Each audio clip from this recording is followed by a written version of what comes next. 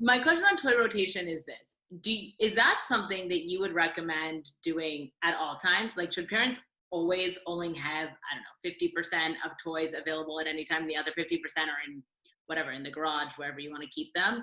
And how often, like every time you sit down to independent play, it's a different set of toys, or like a week with some toys and then you mix it up. And I realize a lot of that depends on age, but what are some kind of guidelines? Because I think that's an interesting one. And I've actually seen people talk about toy rotation on Kunik, and there seems to be a little confusion around it. So if you Sure. could address that in general, that'd be great.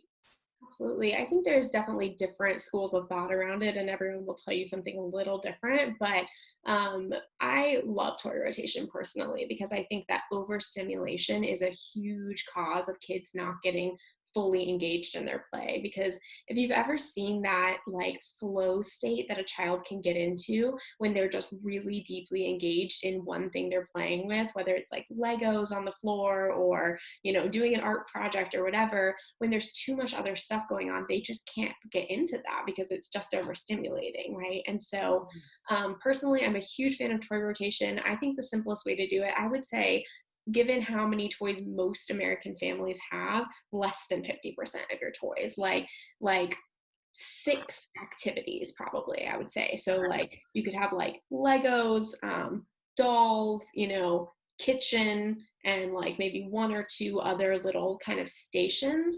And the big thing is that this does require you to get your toys organized first, right? So there's kind of a process of Thank you getting for that. go together are together. But the great thing is that it's so much easier to keep things clean too, right?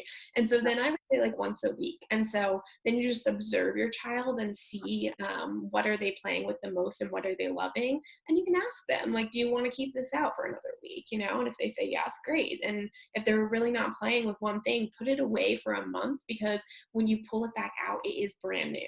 And that's the great thing about toy rotation is you don't have to keep buying new stuff all the time because they forget about it when it's in a closet for a month. Half of it is like stuff that grandparents and aunts and uncles send you anyway. And you're like, I didn't want this crap. And now I have so much of Right. it. And so does that hold true even my little guy is about a year. So even at that age, he can't tell me yet. Yeah. I'm not there.